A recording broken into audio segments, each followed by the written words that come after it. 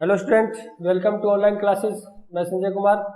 हम जो plus one की जो इकोनॉमिक्स के अंदर पढ़ रहे थे आंकड़ों का प्रस्तुतिकरण, उसको आगे हम कंटिन्यू करते हैं। देखो, उसके अंदर हम जो घटक दंड आरेख, बहुदंड आरेख और सरल दंड आरेख, उसके द्वारा हमने प्रस्तुतिकरण को कंप्लीट किया था। सारणी के द्वारा, पाठ विषय के द्वारा, उसके द्वारा जो आंकड़ों का प्रस्तुतिकरण होता है उसके बारे में हम पढ़ चुके हैं। उसके बाद आगे हमारा जो नेक्स्ट आता है वो आता है बारंबारता आरेख के द्वारा प्रस्तुतिकरण। क्या आता है? बारंबारता आरेख के द्वारा प्रस्तुतिकरण। देखो, बारंबारता आरेख के द्वारा भी हम क्या कर सकते हैं? आंकड़ों को प्रस्तुतिकरण कर सकते हैं। ये बारंबारता आरेख के द्वारा किस प्रकार कर सकते हैं? होता क्या है ये? देखो, जो समूहीकृत जो बारंबारता वितरण होता है, समूह में होता है। जैसे हमने पढ़ा 0 से 10, 10 से 20, 20 से 30। ये बारंबारता बनाई थी ना हमने, जो 30 से लेसन में बनाई थी। उसके अंदर 0 से 10, 10 से 20, 20 से 30, या 0 से 9, 10 से 19, 20 से 29। तो ये समूहीकृत जो हम बारंबारता तैयार की थी, वितरण किया था, उसके रूप में जो प्रस्तुत किए जाते हैं आंकड़े, उनको हम क्या बोलते हैं? बारंबारता आरेख के द्वारा प्रस्तुत किए जाते हैं, प्रस्तुतिकरण करते हैं।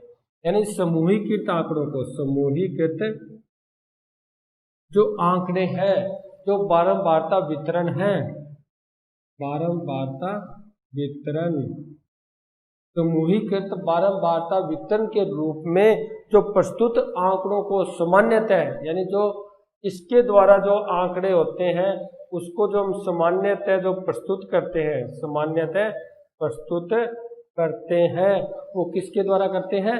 बारंबारता जो आरेख है उसके द्वारा प्रस्तुत करते हैं। इसके अंदर क्या होता है, हम देखो इसको हम पढ़ेंगे, इसको पूरा पढ़ेंगे। उससे पहले हम क्यों ना बारंबारता आरेख को तैयार करें, क्योंकि बारंबारता आरेख के आधार पर ही टोटल इसकी विशेषताएं, क्योंकि ये जो बारंबारता आरेख होता है ये दंड आरेख की तरह ही होता है। किसकी तरह होता है? दंड आरेख की तरह। लेकिन इसमें कुछ अंतर भी होता है।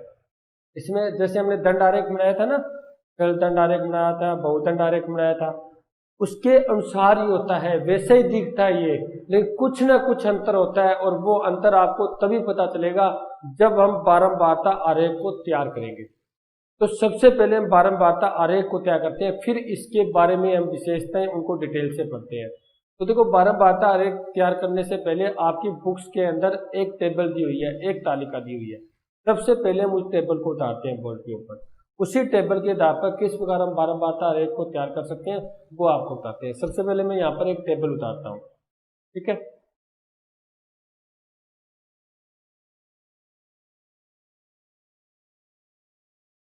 बारंबारता आरेख के लिए एक जो आपकी बुक्स के अंदर टेबल दी हुई है उसी के अकॉर्डिंग हम ले चलेंगे। बारंबारता आरेख, देखो आपके जो बुक के अंदर टेबल दे रखी है उसके अंदर एक आपको दैनिक मजदूरी का वितरण दे रखा है, दैनिक मजदूरी का वितरण, ठीक है। इसकी एक टेबल दी हुई है, उस टेबल के अकॉर्डिंग चलते हैं। यहाँ पर आपकी दैनिक मजदूरी दे रखी है। जो दैनिक मजदूरी है वो आपकी 45 से 49, 45 से 49, 50 से 59, 60 से 69, 70 से 79, 80 से 89, 90 से 99, 100 से 109, 110 से 119, 120 से 129, 130 से 139 और 139 से 149। ये टोटल 119 तक। ये अपने सॉरी, थोड़ा गलत हो गया ना, ये 4-4 का अंतर है। कितने का अंतर है? 4-4 का। हमने ज़्यादा कर 10-10 का ले लिया, 4-4 का अंतर है ये, ठीक है।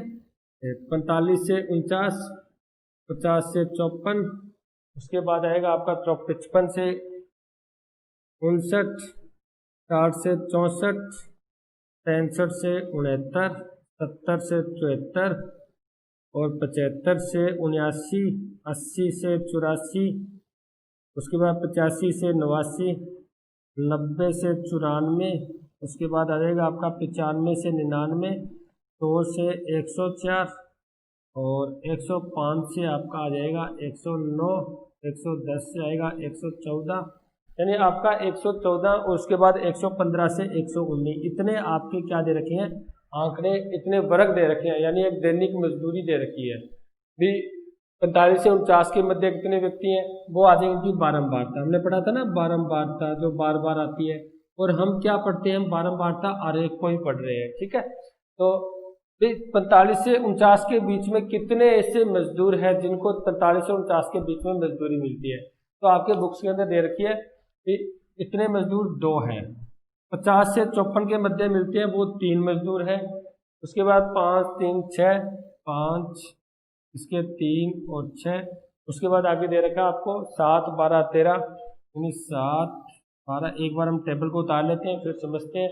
9 7 6, उसके बाद 9 7 और 6, ये बारंबारता दे रखी है आपको। 4 2 3 3 यानी 4 2 3 3, ये आपको क्या दर्शा रहा है। अब इसको देखो, ये टेबल आपके क्या दे रखी है, बुक्स के अंदर दे रखी है, जिसके द्वारा आपको एक बारंबारता आरेख को तैयार करना है। इसने क्या कहा है, इसने कहा है 45 और 49 के मध्य इतने मजदूर हैं जिनकी 2 मजदूर है जिनको इनके मध्य मजदूरी है। 3 मजदूर इतने हैं जिनके मध्य 50 और 54 के मध्य आता है। 5 मजदूर ऐसे हैं जिनकी मजदूरी है वो 55 से 59 के मध्य है। 3 मजदूर ऐसे हैं जिनकी मजदूरी 60 और 64 के मध्य है।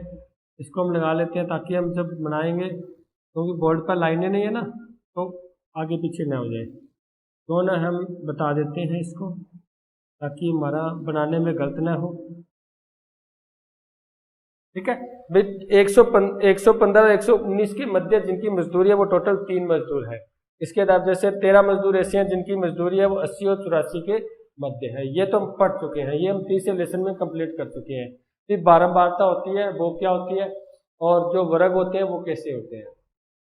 अब यहाँ पर एक शर्त एक ध्यान रखना आप, क्योंकि जो बारंबारता आरेख बनाया जाता है ना, बारंबारता जो आरेख बनाया जाता है वो विविक्त श्रेणी में नहीं बनाया जाता, नहीं बनाया जाता, बल्कि किसमें बनाया जाता है, संतत में बनाया जाता है। किसमें बनाया जाता है, संतत में बनाया जाता है। और इसके बारे में हम पढ़ चुके हैं, विविक्त और संतत होता क्या है, पढ़ चुके हैं ना। विविक्त वो होता है इसका एक पूर्णांक होता है, एक पूर्ण मान होता है। संतत वो होता है जिसका मतलब किसी भी संख्या, कोई भी संख्यात्मक मान हो सकता है, पॉइंटों में भी आ सकता है, क्योंकि मजदूरी होती है वो पॉइंटों में भी आ सकती है, ठीक है। विविक्त मान तो होता है इसका एक पूर्णांक होता है, जैसे हमने लिखा था 1 2 3, ये विविक्त है, ठीक है। संतत क्या होता है, अब 1.5 भी हो सकता है, 1.4 भी, 1.2 भी, 1.8 भी हो सकता है, ये संतत है। 4.8 है, ये संतत है। इसका मतलब एक तो ध्यान यहीं पर रखना, बारंबारता जो आरेख बनता है ना वो सिर्फ संतत श्रेणी से बनता है, विविक्त श्रेणी से नहीं बनता। आगे बढ़ते हैं, यानी ये संतत चर के रूप में काम करता है, विविक्त चर वाले इसके अंदर काम नहीं आते। तो अब यहाँ पर देखो, आप यहाँ पर आपको जो दे रखा है वो एक अंतर और दे रखा है। देखो हमने पढ़ी थी एक तो समावेशी श्रेणी पढ़ी थी ना, समावेशी, एक पढ़ी थी अपवर्जी विधि, अपवर्जी और समावेशी विधि पढ़ी थी हमने। देखो हमने ये कहा था कि जब भी हमारे पास कोई वर्ग आता है तो सबसे पहले उसको अपवर्जी में बदलना पड़ता है हमें, उसके बाद ही हम कह सकते हैं। क्यों, क्योंकि ध्यान से देखो, यहाँ पर 49 है उच्च श्रेणी, यहाँ पर 59 और 50 है, मध्य में 1 का अंतर है। हो सकता है किसी का 49.5 मान हो, किसी का क्या हो, 49.5 मान हो, तो वो किस में जाएगा, क्यों, क्योंकि ना तो इसमें जा रहा ना इसमें जा रहा। तो ऐसी स्थिति में सबसे पहले में क्या करना पड़ता है, उसको जो आपको टेबल दी है, जो आपको सारणी दी है, उसको बदलना पड़ता है, जो हम लेसन 3 में बदल चुके हैं। कैसे, मैंने आपको एक विधि बताई थी बदलने की, देखो यहाँ कर देता हूँ मैं इसको शॉर्टकट में। क्या विधि बताई थी, मैंने कहा था सबसे पहले आपको इन दोनों का अंतर निकालना है। तो 50 माइनस 49 कितने का अंतर हुआ, 1 का। 50 माइनस 49 1 का अंतर हुआ। जो आपके पास 1 आए उसको 2 से आपको विभाजित करना, कितना आया, 0.5 आया, है ना।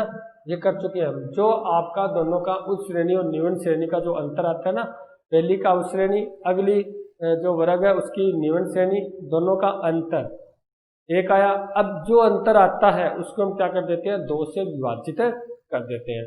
जो आपका अंशवर आया विभाजित करने के बाद, उसको तीसरा क्या करोगे, निम्न श्रेणी में तो आपको जो निम्न अंक है उसमें तो 0.5 है वो माइनस कर दोगे, और जो उच्च है सॉरी प्लस कर दोगे, और जो उस श्रेणी है उसका क्या कर दोगे, -0.5 कर दोगे।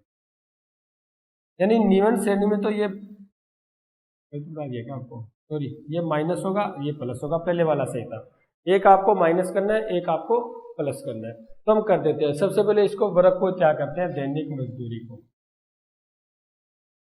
ये करने के बाद ये आप देखना बारंबारता आरेख तैयार कर सकते हो।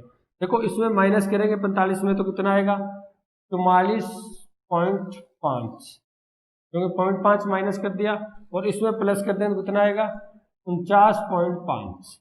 इसमें माइनस करेंगे 50 में तो 49.5, 54 में प्लस करेंगे तो 54.5, 55 में माइनस करेंगे तो 54.5, और 59 में प्लस करेंगे तो 59.5। ये हमारा नया वर्ग तैयार हो रहा है।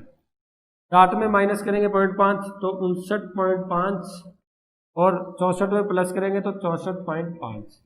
इसी प्रकार हम सब में यही करते जाएंगे। 64.5, आगे आ जाएगा 69.5, 70.5, सॉरी 69.5, और इसमें आएगा 74.5। 73 है तो 74.5 और 79.5, 80, 79.5, 84.5, 85 तो 84.5 और 89.5, 90, 89.5, 94.5, 95 तो 94.5, 99.5, तो 99.5, उसके बाद आएगा 104.5, 105 तो 104.5 और 109.5, उसके बाद 110 तो 109.5, 114.5 और 114.5, 119.5।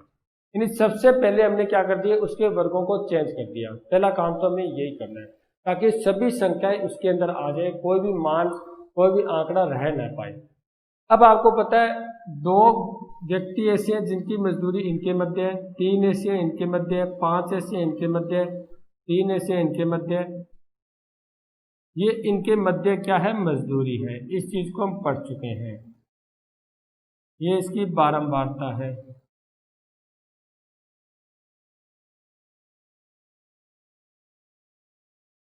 पहला स्टेप तो आपको यही करना है, और इस चीज को हम लेसन 3 अध्याय 3 में हम कंप्लीट कर चुके हैं कि किस प्रकार हमें इनके वर्गों को बदलना है। तो ये विधि है, इसके आधार पर बदलना है, जो आपको मैं एक बार पहले कंप्लीट बता चुका हूँ। अब जो ये आया, इसके आधार पर हमें क्या बनाना है, बारंबारता आरेख को तैयार करना है। तो कर देते हैं। देखो बारंबारता आरेख के लिए आपको एक आरेख तैयार करना है। दिखाई दे रहा है आपको, यहां तक आ गया। इसको हम थोड़ा इधर और कर लें ताकि आपको पूरा बोर्ड पर दिखाई दे। इसको यहाँ बना लेते हैं।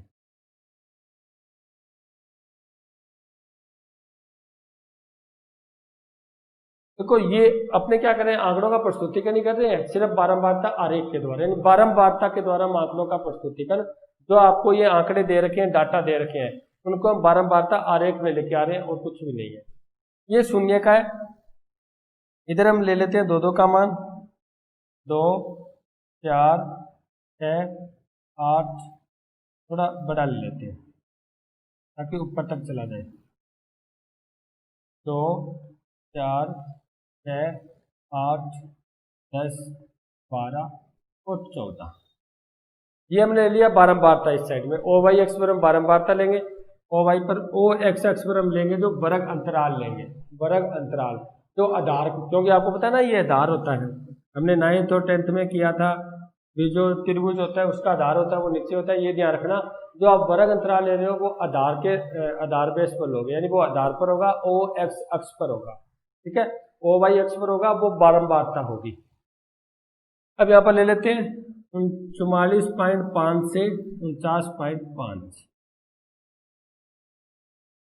उसके बाद आपका दूसरा है 49.5 से 54.5। उसके बाद 59.5, उसके बाद 64.5, उसके बाद 69.5, उसके बाद 77.5, उसके बाद 79.5, उसके बाद आता है आपका 84.5, उसके बाद आता है 89.5। हम इतना ही कर लेते हैं क्योंकि बाकी तो आपको पता ही है, थोड़ा एक दो और बढ़ा लेते हैं, कोई बात नहीं, जहाँ तक आपको दिखाई दे रहा है, जहाँ तक आपको दिखाई दे रहा है, ठीक है, एक दो पॉइंट और बढ़ा लेते हैं। उसके अंदर आ जाएगा आपका 94.5, या इसको छोटा कर लेते हैं ताकि सारे आंकड़े हमारे इसके ऊपर आ जाए।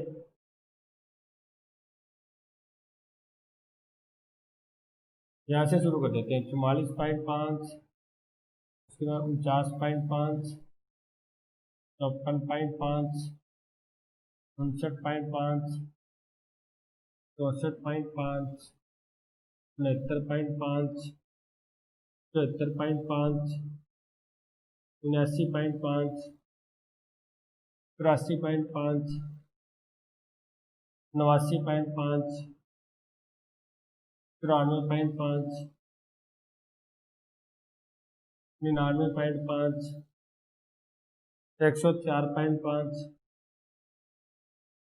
109.5 और लास्ट में आ गया आपका 114.5। देखो ये हमने आंकड़े ले लिए जो ओ एक्स अक्ष के ऊपर जो आपके वर्ग अंतराल है, यानी ये वर्ग अंतराल है, ये वर्ग अंतराल है, और ये आपकी क्या है, बारंबारता है। इस चीज को हमने क्या लिख लिया, एक आरेख में लिख लिया, ठीक है। ये जो तैयार होगा वो बारंबारता आरेख ही तैयार होगा। इसको हम क्या करते हैं, देखो पहले आपको क्या बताया जा रहा है, पहले आपको ये बताया जा रहा है भी दो व्यक्ति ऐसे हैं जिनकी मजदूरी 44.5 से लेकर 49.5 के मध्य है।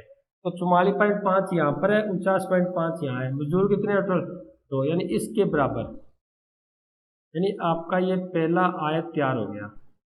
हम क्या बना रहे हैं, आयत चित्र बना रहे हैं, बारंबारता में क्या बना रहे हैं, आयत चित्र को तैयार कर रहे हैं, ठीक है। अब दूसरा वो क्या कह रहा है, तीन व्यक्ति ऐसे हैं जिनकी मजदूरी 49.5 से लेकर 54.5 है, यानी 49.5 ये, 54.5 ये, टोटल मजदूर कितने हैं, तीन, इनके मध्य, यानी यहाँ पर आ जाएगा आपका दूसरा आयत। उसके बाद आपको क्या बताया जा रहा है, भी पांच व्यक्ति ऐसे हैं जिनकी मजदूरी 54.5 से लेकर 59.5 तक है, पांच मजदूर, यानी यहाँ पर इनके 4 और 6 के मध्य 5 हो गया ना, बस ये आपके 5 जिनकी मजदूरी इनके मध्य है। उसके बाद आपके तीन ऐसे हैं जिनकी मजदूरी 59.5 से लेकर 64.5 के मध्य है, 3 है, तो यहाँ पर आ जाएगा आपका तीसरा, ठीक है। उसके बाद आपको क्या बताया जा रहा है, 6 ऐसे हैं जिनकी 64 से लेकर 69 तक है, 0.5 तक, तो 6 का इनकी ये आ जाएगा 6, यहाँ पर आप बना सकते हो 6। उसके बाद देखो 7 ऐसी हैं जिनकी 69.5 से लेकर 74.5 है, 7 यहाँ पर।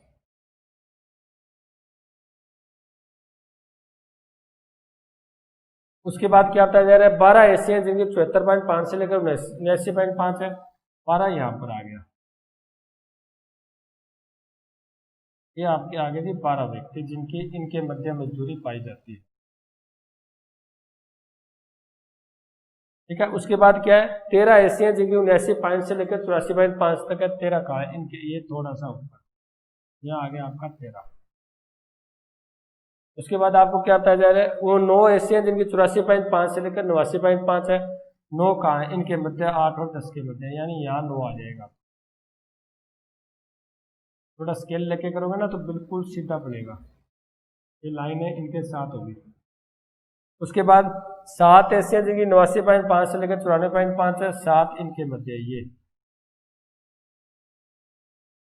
ये 7 का है, इनके मध्य इनकी मजदूरी पाई जाती है। 6 ऐसे हैं जिनकी आगे नेक्स्ट है यहाँ पर,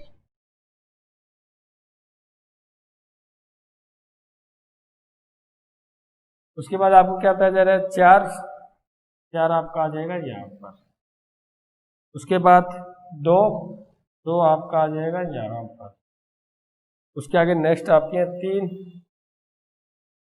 3 आ जाएगा आपका यहाँ पर, एक और रहेगा, कोई बात नहीं आगे, यानी ये आपका बारंबारता आरेख तैयार हो गया।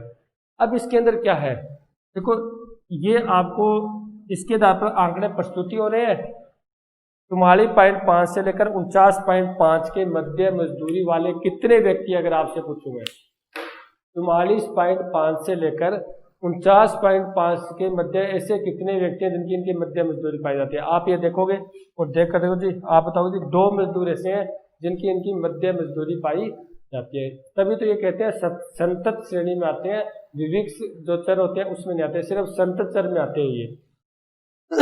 उसके बाद मैं आपसे पूछूं 74.5 से लेकर 79.5 के मध्य कितने ऐसे मजदूर हैं जिनकी मजदूरी इनके मध्य पाई जाती है। आप देख लो इसके, ये देख लोगे आप, देखो जी, हाँ जी, आप कहो जी 12 मजदूर ऐसे हैं जिनकी मजदूरी 74.5 से लेकर 79.5 के मध्य पाई जाती है। आप ये कहोगे जी, आप कहते 89.5 से 94.5 के मध्य कितने मजदूरों की मजदूरी पाई जाती है। आप इसके बराबर देख लोगे, आप कहोगे जी 10 मजदूर या 9 मजदूर ऐसे हैं जिनके मध्य 83.5 से लेकर 89.5 के मध्य मजदूरी पाई जाती है। यानी इसके द्वारा भी, यानी ये जो बारंबारता आरेख आपने जो आय चित्र बनाया है, इसके द्वारा भी क्या कर सकते हो आप, आंकड़ों का बढ़िया तरीके से प्रस्तुतिकरण कर सकते हो। देखो ये आपके दंड आरेख की तरह ही आपको दिखाई दे रहा है, दंड आरेख ये आपने ऐसे ही बनाया था, लेकिन अंतर क्या है ध्यान से देखो। जो आपने दंड आरेख बनाया था, मैं यहाँ थोड़ा सा बना देता हूँ, उसके अंदर आपने क्या बनाया था, ये स्थिति में, यानी इनके मध्य आपने अंतर रखा था, याद आ रहा है आपके।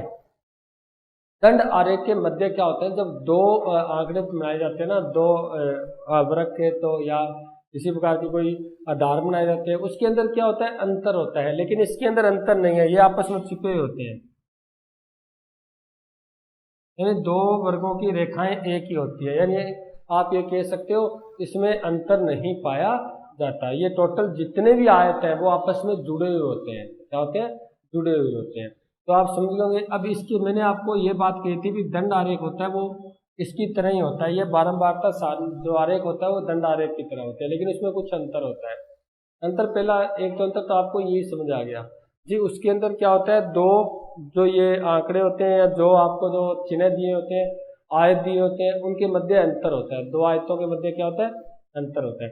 लेकिन इसके अंदर क्या होता है, 2 आयतों के मध्य अंतर नहीं होता, बल्कि आपस में सटे हुए होते हैं, आपस में जुड़े हुए होते हैं।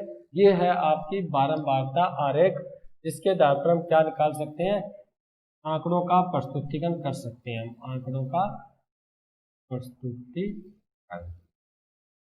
देखो कितना सिंपल है, कोई ज़्यादा हार्ड नहीं है। आपको करना क्या है, सबसे पहले तो आपको वर्ग को चेक करना है। अगर वर्ग आपकी ऐसी स्थिति में दी हो, आप स्टार्टिंग में जाकर यही चेक कर लिया करो भी उसकी उच्च, पहले वर्ग की तो उच्च वर्ग सीमा और दूसरे वर्ग की निम्न वर्ग सीमा, इन दोनों में अंतर है या नहीं। अगर अंतर है तो सबसे पहले उसको अंतर को खत्म करो। अंतर को खत्म कैसे करोगे, सबसे पहले दोनों का अंतर देखो, उसको 2 से भाग दो, निम्न सीमा में उसको घटा दो और उस सीमा में जोड़ दो। अब देख लो अंतर समाप्त हो चुका है। यहाँ पर देखो 49.5, यहाँ पे 49.5, 56.5, 56.5, यानी यहाँ पर उच्च वर्ग सीमा और निम्न वर्ग सीमा दोनों क्या हो चुकी है, बराबर है, हो चुकी है। कहीं पर भी देख लो 99.5, 99.5, 74.5, 74.5, 84.5 या 84.5। यानी कहने का मतलब है इसके अंदर आपको क्या करना है, पहले वर्ग की उच्च वर्ग सीमा और दूसरा जो वर्ग अंतराल है उसकी निम्न वर्ग सीमा, दोनों का अंतर क्या करना है, बराबर, यानी अंतर नहीं रखना, दोनों की संख्या, दोनों के आंकड़े आपको बराबर रखने हैं। तब जाके आप क्या कर सकते हो, ये बारंबारता आरेख को तैयार कर सकते हो। एक बात ये ध्यान रखनी है, ये विवेक चरों में नहीं बनाया जा सकता, बल्कि किसमें बनाया जाता है, ये संतत चरों में, जो क्वांटम, क्योंकि संतत चर हम पढ़ चुके हैं दूसरे लेसन, दूसरे पढ़ा था हमने। संतत चर वो होते हैं जिसका कोई भी मान हो सकता है, कोई भी संख्यात्मक मान हो सकता है, पॉइंटों में आ सकता है वो।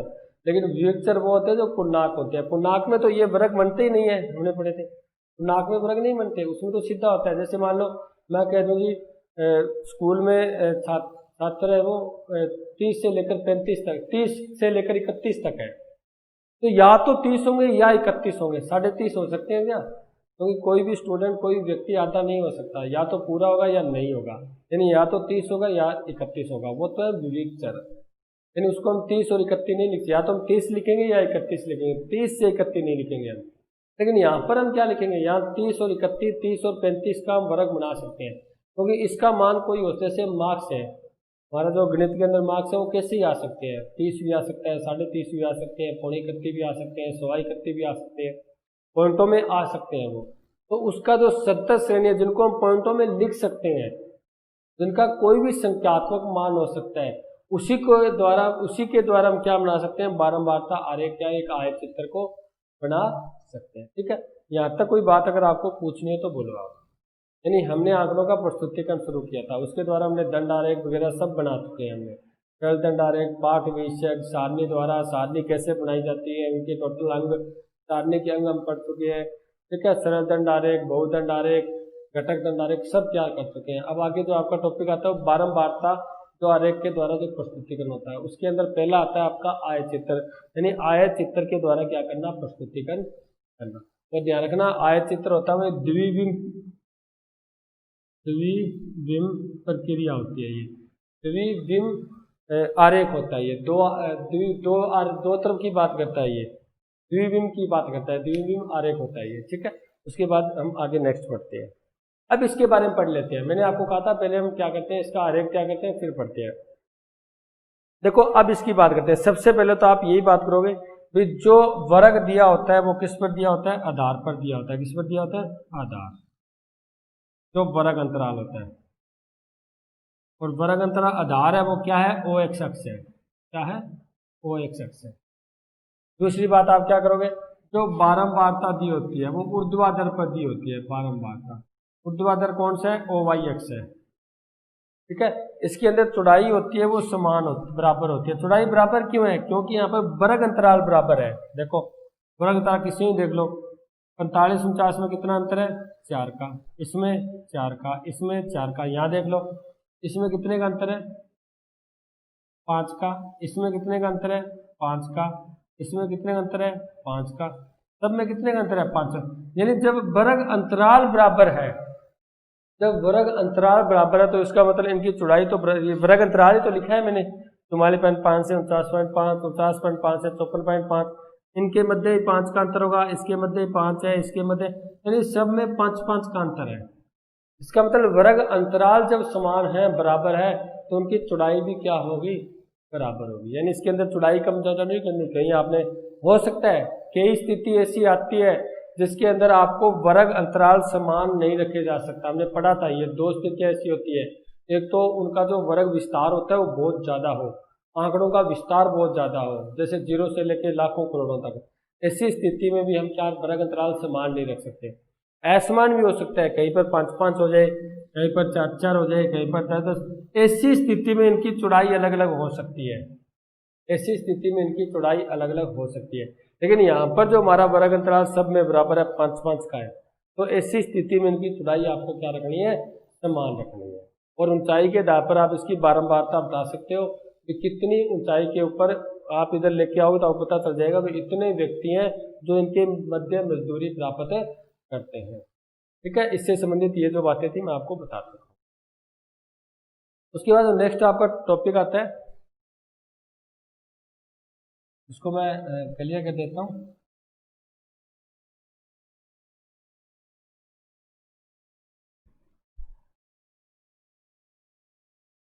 नेक्स्ट आपका टॉपिक है वो है बारंबारता बहुभुज। बारंबारता बहुभुज देखो है बिल्कुल ये बारंबारता आरेख की तरह, आयत चित्र की तरह है, बिल्कुल उसकी तरह ही है। आपको कुछ ज्यादा इसके अंदर सोचने समझने की आवश्यकता नहीं है, बिल्कुल उसी की तरह। लेकिन उसमें अंतर क्या होगा वो करने वाले हैं। मैं पहले बारंबारता बहुभुज को बना ही देता हूँ।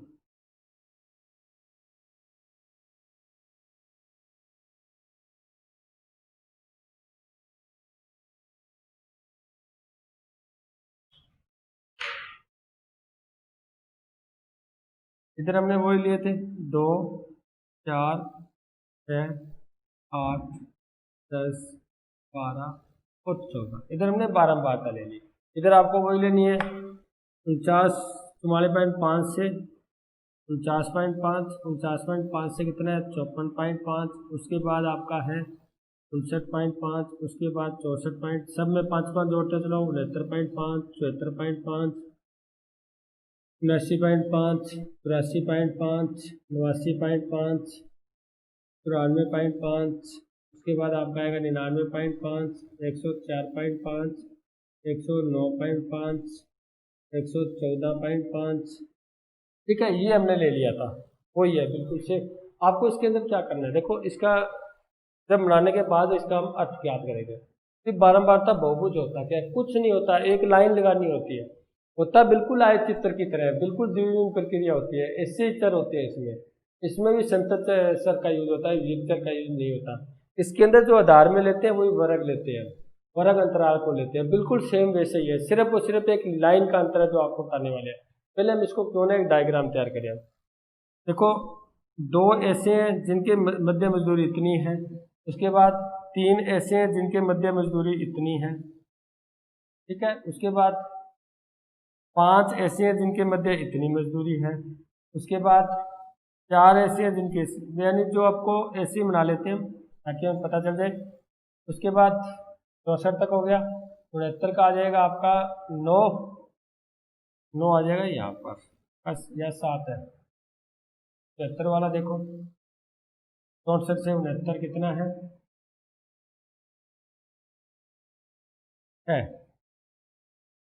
ऐसे है। उसके बाद 69 से 74 कितने हैं 9, यह आ जाएंगे आपके 7। उसके बाद 74 से 79 12,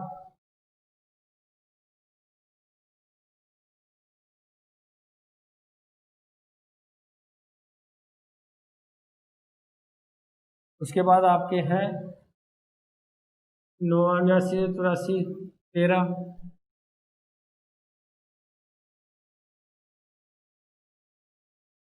उसके बाद आपके हैं आगे 84 से लेकर 89 तक, देखो कितने हैं, कितने आएंगे 10 या 9, जो भी आपको ऐसे निकाल लेते हैं हम एक बार, हमें तो सिर्फ सीखना है इसका अर्थ क्या है। उसके बाद 89 से लेकर 94.5 कितने हैं देखो 8, उसके बाद 94.5 से 99.5 कितने हैं, इसके अंदर 7 आ जाएंगे लगभग।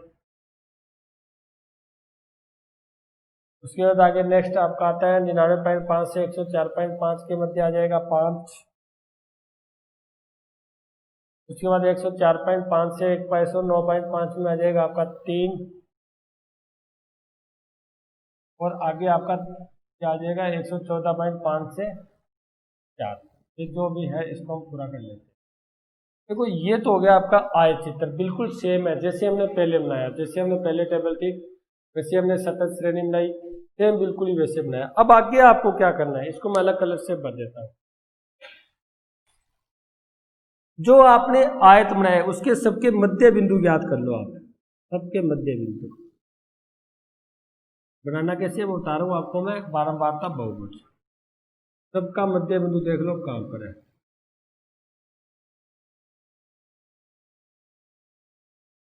सबका मध्य बिंदु देख लिया हमने, अब आपको क्या करना है, इन सभी बिंदुओं को जोड़ दो आप।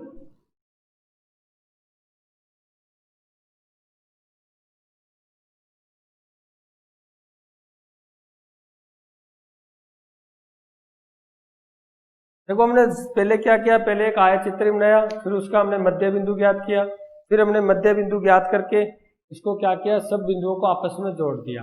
बस यही आपका बारंबारता बहुभुज है, यही आपका क्या है बारंबारता बहुभुज है। इसमें होता क्या है, जो आयत है, जो टोटल ये आयत, आयत तो पता है ना आमने सामने की जो भुजा होती है वो समांतर होती है, जो आयत है उनके मध्य बिंदु को, मध्य छोरों को जोड़कर जो बारंबारता बहुभुज बनता है उसे क्या बोलते हैं, बारंबारता बहुभुज कहते हैं। जो बारंबारता तैयार होती है उसे क्या बोलते हैं, बारंबारता बहुभुज। क्योंकि ना बारंबारता बहुभुज का यही अर्थ है। बस ये जो आयत चित्र आपने बनाया है, जो आयत आपने तैयार किया है, इसके द्वारा उन आयतों के जो मध्य बिंदु है उन सबको आपस में क्या कर दो, जोड़ दो, आपस में मिला दो।